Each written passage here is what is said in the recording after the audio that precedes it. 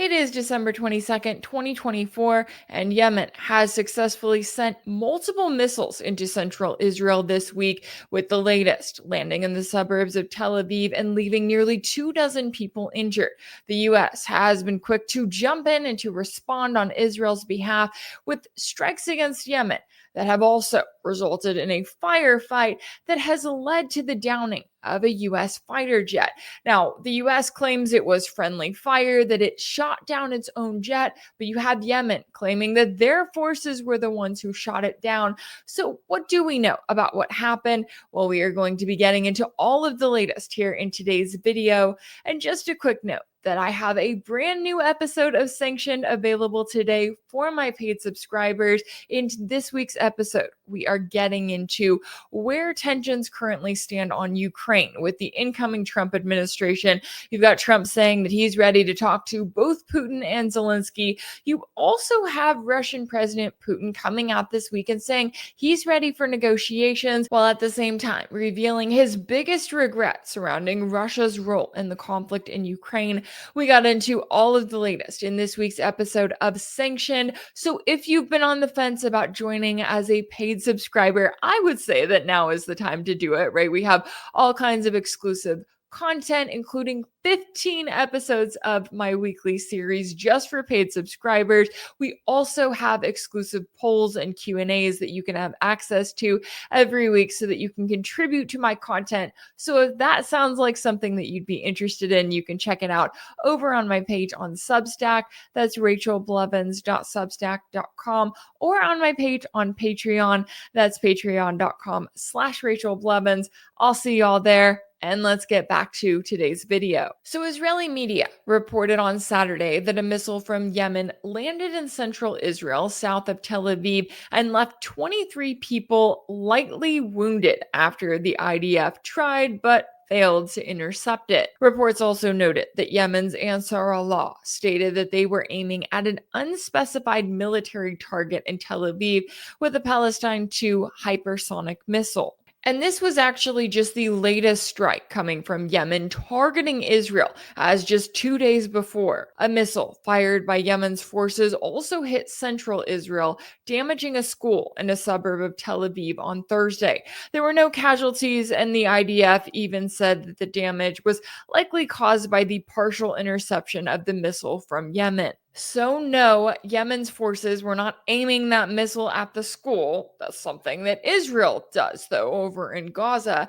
And it's also a reminder of the reason why Yemen got involved in this conflict in the first place. I mean, if we go back to October 2023, even just weeks into Israel's genocidal bombardment of the Palestinian people in the Gaza Strip, Yemen said they were going to intervene, right? They essentially declared war on Israel on their end and did what they could to stand up for the Palestinian people. They claimed missile and drone attacks targeting Israel and began targeting Israel-linked ships in the Red Sea back in late October 2023. And the media was quick to try to blame it on influence from Iran.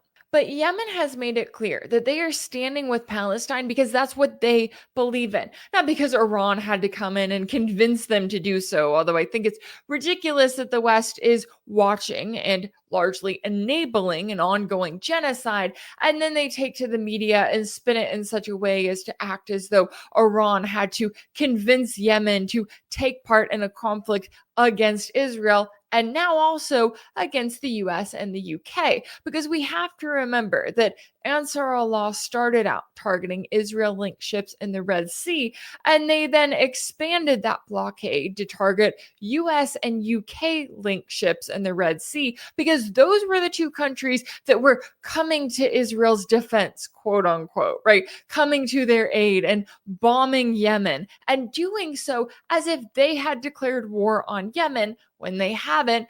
Therefore, you had Yemen saying, okay, if this is how you're going to treat us, then we're going to target your ships as well. As a result, the Middle East Monitor reported on October 7th of this year that Ansar Allah targeted 193 ships linked to Israel, the US, and the UK and launched more than 1,000 missiles and drones in its operation supporting the Palestinians since the start of Israel's bombardment of the Gaza Strip a year before. And it seems that those cheap drones and missiles coming from Yemen have posed a real problem for the US and the UK and Israel as they are spending millions of dollars trying to combat Yemen. It is just ridiculous when you think about it at the end of the day. And as for the overall impact on Israel, at least what we've seen so far, the blockade has had a major effect, as reports back in July revealed that Israel's port of Eilat had officially declared bankruptcy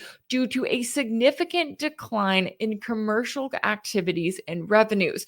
The port's CEO said, quote, "The Yemenis have effectively cut off access to the port." Now, not only is Yemen hurting Israel economically, but they're also targeting them at home with their latest missile attacks. And we're getting to see how well, or how more importantly, not well, Israel's air defense is working, or more specifically, their air defense that is funded directly by the United States and American taxpayers. Because as a reminder, back in September, Israel proudly announced that it had secured an $8.7 billion aid package from the US that included $5.2 billion designated for air defense systems, including the Iron Dome, David's Sling, and an advanced laser system. So it makes the US look even more ridiculous when they're over here shoveling out billions of dollars, right? Billions of dollars to protect Israel, to keep US troops in the region, to ramp up their presence there, to shoot down, or at least attempt to shoot down, these missiles and drones coming from Yemen. And we're talking about cheap missiles and drones coming from the poorest country in the Middle East. The US is also directly bombing Yemen, and they have been for months now. And yet nothing that the Biden administration has done has hurt Ansar Allah's capabilities to the point where they are prevented from continuing to target the ships that they want to target in the Red Sea, and prevented from targeting Israel directly at home. The Biden administration has wasted so much money, so much time, so many bombs, so much targeting of Yemen, and yet they have come up short every single time. But they just keep launching more bombs at Yemen's capital, or announcing new sanctions against the Houthis like they did this week, acting as if it's really going to make a difference this time. It's also important to note that every single time the Biden administration carries out a strike on Yemen, they are violating U.S. law. Because, as former U.S. Congressman Justin Amash noted on X, it is unconstitutional for Biden to engage in acts of war in Yemen because Congress has not authorized war in Yemen. And it's not as if under the Biden administration, the US is just, launching a few strikes targeting Yemen like it's a really limited operation that they think that they can get away with. Oh no, because as the Associated Press noted back in June, the US Navy is facing its most intense combat since World War II against Yemen's Ansar Allah. And while yes, the Houthis are allied with Iran, I love how the media never lets you think of Yemen without thinking of Iran, because that is the narrative they want to sell you. And to say that this conflict is not going well for the United States would be an understatement. Let's just take the latest incident that happened in the Red Sea, for example, as you had U.S. Central Command release a statement on Sunday in which they said that 2 U.S. Navy pilots were forced to eject from their FA-18 fighter jet over the Red Sea after it was hit by fire from the guided missile cruiser, the USS Gettysburg. The pilots were notably reported safe, but you have the U.S. trying to kind of laugh this one off as if, oh, it's just a case of friendly fire. Like, what do you mean it's just a case of friendly fire? It's 2024. What are you telling me? You just shot down your own fighter? No, that's absolutely ridiculous. It's so ridiculous that it may not even be what actually happened. At least that's according to Yemen, because they're now claiming that they were the ones who shot down down that fighter jet. A spokesperson for the Yemeni Armed Forces said in a statement that the U.S. aircraft carrier USS Harry S. Truman and several of its destroyers were targeted for taking part in an aggressive attack on Yemen. He said that the operation, quote, was carried out using 8 cruise missiles and 17 drones, resulting in the downing of an F-18 fighter jet while the destroyers attempted to intercept the Yemeni drones and missiles. So the plot thickens, and it does raise the question, is the US willing to completely embarrass itself, to make itself look ridiculous by claiming that they were the ones who shot down their own fighter jet in a case of friendly fire, just so that they don't have to admit that Yemen actually shot it down?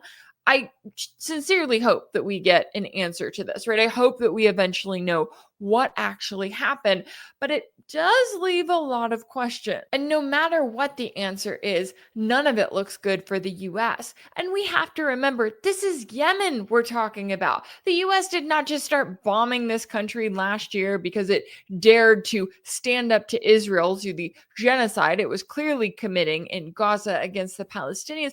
No, the US started bombing Yemen back in 2015 when it was part of the Saudi-led coalition that literally carried out years of merciless strikes in a war that left hundreds of thousands of people dead and created what was at the time the worst humanitarian crisis in the world. In fact, as a 2019 UN report noted, 14.3 million people were classified as being in acute need, with around 3.2 million requiring treatment for acute malnutrition. That includes 2 million children under the age of 5 and more than 1 million pregnant and nursing women. And while the internal conflict in Yemen has died down and the 2023 Chinese-backed rapprochement between Saudi Arabia and Iran has largely put an end to the proxy war that was going on in Yemen, it doesn't change the fact that the people of Yemen are still dealing with the consequences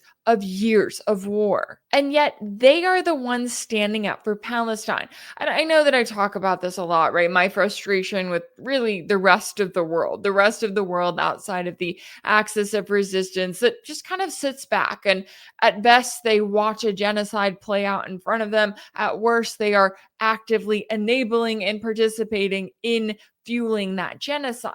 And when you think about it, we have some of the poorest people in the world who are the only ones standing up for some of the other poorest people in the world. And you may wonder why. Why Yemen? It's because these people have nothing to lose. They know that they have nothing to lose, and they are willing to give it all for the Palestinian people because they know what they are up against. And here we have the US. Not only are they openly enabling that genocide of the Palestinians, but they're also falling all over themselves, going out of their way, wasting God knows how much money to try to counter Yemen in the Red Sea, to try to make sure that Israel has air defenses that apparently don't work to protect itself from attacks coming from Yemen. And yet the US looks absolutely ridiculous at every single turn, and they don't care. They would do it again, and they're going to keep doing it again, no matter who's in office, Democrat or Republican, Biden or Trump. And if that doesn't tell you everything that you need to know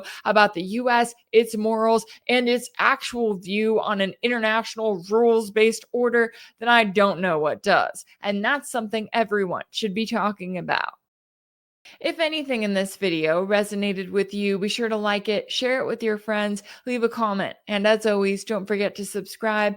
And if you want to keep up with all of my work, make sure that you're subscribed to my page on Substack. That's rachelblevins.substack.com. That's where you'll find ad-free videos and also new weekly episodes of my exclusive series for paid subscribers called Sanctioned.